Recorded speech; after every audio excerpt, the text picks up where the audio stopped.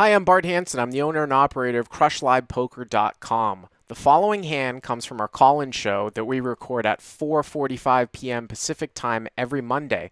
If you want to call in your hand, check out the phone number in the description. So this hand, how deep are you guys? Villain 1 has about 780. Villain 2 has about 1180, and I Okay. cover both. Villain, a guy who's inconsequential, limps under the gun. Villain 2, who I would describe as, he's playing probably 40 to 50% of hands, like limping in pre-flop. Yep. He's very aggressive with his draws. He probably doesn't value bet thin enough, but he does play his draws fast as well as his value fast. So he limps early position. I have pocket eights on the button. I make it 35. Villain 1 calls in the big blind. The under the gun limper calls, and then Villain 2 calls as well from early position. So we're 4 ways to the flop. All right, let me ask you one quick question as I get this down. Villain 1 in the big blind calls, UTG calls, right? Yes. And +2 calls. Or whatever. Yes. Yeah, +2 calls. Yeah. So you know that I'm doing this 5-5 challenge that I've talked about where I'm going to probably play 10 to 15 hours, I would say a week for quite some time, maybe 6 months. And because you have so much experience with this, what is your raising range after 2 limps in this spot like this? Now, I've always said that for me, it sort of defaults back at 5-5 to a level of what I would open from up front. Would you over limp 6s or 7-8 suited over 2 limpers? What's the threshold for you when you see 2 limpers? It kind of depends. If it's like a 75-year-old white guy who's limping from up front, my raising range is going to be different than this particular villain who's just limping in half his hand. If this guy's limping in 4-6 offsuit from up front. Okay. So I'm going to raise much wider. Right. In this scenario, pocket eights for me is a clear value raise. I mean, I'd probably 6s plus here for me, and then probably 7-8 suited plus, I would think. But you would over limp small pairs and hands maybe 4-6 suited and 5-7 suited, right? Things like that. I imagine. Yeah. I think that's fair. You also have to worry about these guys that limp re-raise too, right? That just limp to try to limp re-raise. They pop up in 5-5 quite frequently. Yeah, exactly. Yeah. Exactly. All right, so we see it 4 ways, and the pot's $140, right? And you've got the lead with 8s on the button. Yep, and the flop comes Queen, Jack, 8. The Queen and the 8 are diamonds. Queen and the 8 are diamonds. I'm going to put Jack of clubs. So you've got bottom set. Yes. Okay. So it checks to me. I just come out and bet 70 here, half pot, a little over half pot. The big blind calls. Yep. Under the gun folds, and now the villain 2 makes it 350. Well, that's interesting. Obviously, because, villain 2, if he's playing... So that's the other thing you got to figure out with some of these 5-5 guys is that, it goes limp. This is a good hand because it goes limp. And a lot of these guys actually have 9-10 off, in their range. When you have a guy that's playing a wide VPIP, and you basically have a very strong hand on a straightening board like you do that's not a straight, they actually have a lot of straights, 9-10, also 2 queen-jack offsuit or queen-jack suited as a limp, which would be an overplay. They think that they've got the nuts on this spot. I'm throwing out pocket queens and pocket jacks. So you've got 9 combos of queen-jack, and then it's does he play 9-10 off? You know what I'm saying? I think he does play 9-10 off, but he also plays queen 8 and jack 8 suited and queen jack offsuit and all the 2-pair combos. Right. So he actually has jack 8 and queen 8 here too. Yes, yeah. I think so. At least the suited combos of those hands, 100%. So, and you are 1180 effective with him, right? Yes. I mean, obviously, it looks on the surface like this is just on the surface. It's you're going to call and sort of see what happens. From what you're telling me, I guess it might not be that crazy to just get it in if the guy is that wide and you think he's overplaying. I mean, for me, usually I'm going to call, but I can see some sort of large exploit against someone that has absolutely no idea. Get it in what bet three bet the check raise.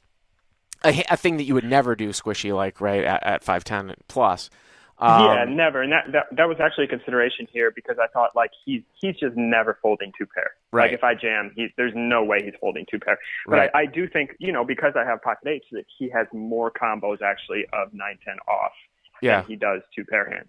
yeah, yeah. I mean, definitely. So I assume you call then, right? Makes it sound like you call. I called, and now the big blind immediately moves in for 780, and now the villain 2 immediately moves all in for the rest of his 1180. Well, you have a snap call now. I think you're in like one of the best positions you could ever be in here, right? Because no one's got pocket queens or pocket jacks. I guess maybe you're thinking like, oh, if one of them has queen jack and the other's got 9-10, you're fucked. I guess is the consideration. Exactly, Yeah, exactly, and it's just like does does either one of them have enough of like Jack X of diamonds or the nut flush draw to well, what if they both have you know 9-10? yeah, I mean if they both have 9-10, I I'm in mean, great shape. here's so what's the math here? Like, how much is the pot and how much to call with the larger stack? So it's like 780, 1180, so three. It's 1180 minus 350 to call. So that's like 830.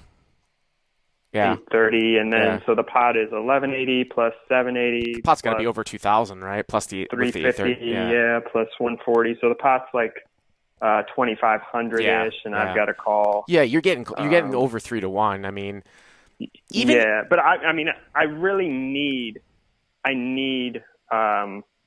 like 3-1 to call here. I think. you think you just only need 3 to 1 to call. So, if they both have 9-10, having a set in this spot is like having basically a flush draw. It's 8 and then 10 out, so you only need 2 to 1. The question here is that how often they're going to have queen jack. Just off the top of my head, if you're up against 9-10 and queen jack, I'm trying to think of like what your equity is to win. It's probably not that high, right? You've got 1 out to an 8 and then another 3 Three board outs. pairing So I've turn got cards. So it's I've got like like 4 outs. so you'd be in very, very bad shape. Like you'd be in the teens. Um or actually you'd be probably less than that. I mean, you might even be like 10%, 1 out and then 3 outs. The average would be like 2 outs because you could be like 10%. So yeah, I mean, I would look at this and you'd be like, well, I'm. This is how I do like sort of weighted combos in my head. It's like, well, if we're up against 9-10, right, we're about 35%. So let's say we were only in that worst case scenario, you know, rarely, meaning that we're going to have 35% equity, like twice as much as the times we're going to have 10% equity.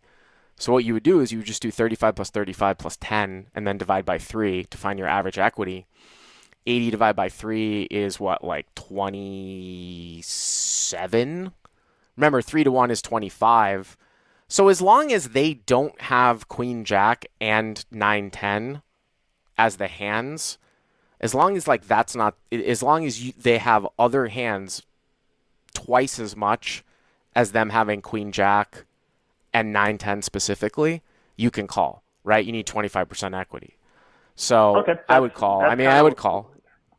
that's kind of what I did in my head, and I Yeah. figured it was like close, but I had probably between 3 to 6% Yeah. more equity than the odds I was getting, so I did call. And they did have queen jack and 9-10. Sucks. But I thought the flop the flop spot was interesting as well, whether to jam or just call. That was kind of Pierre Anthony says, how come the flush draw isn't discussed here? Well, we did discuss it a little bit. Obviously, if someone's got a flush draw, then Squishy's in great shape, right? You just can't have Queen Jack and 9-10. That's it. If Queen Jack and 9-10 as both their hands exactly are not present all that much, you can call. I think that's what we basically broke down. If someone's got a flush draw and someone's got 9-10, it makes no difference, right? It's good for us. It's the same thing of them both having 9-10, right? Who Yeah, was the guy? exactly. Who was the guy that had the Queen Jack as the overplay? Which one? Queen Jack was the big blind, who had just flat called and then just went with So it the big immediately. blind called your bet as a slow play. Then the guy in the middle check raised, you called, and then the big blind just went for it, and the other guy actually had 9-10. Yes, and then the turn was actually a jack. So yeah, I thought there was a chance I was good, but Yeah. nope. The run good continues for me. Yeah, but you probably, I mean, so you still like the games in St. Louis more so far? Well, I mean, at least the 5-10's more consistent. You know, I just prefer to play during the day instead of playing late at night, and I feel like now in LA, to at least to play like good 5-10 games, you just have to play late at night. Yeah, Yeah, that's true. So. That's true. All right, man. Thanks for the call. Appreciate it. Hey guys, if you like what you've seen here, please click on the subscribe button and you'll get notified every time we put up a new video. And if you want to check out crushlivepoker.com for the first month free, use the code YTA200. Click on the link right there.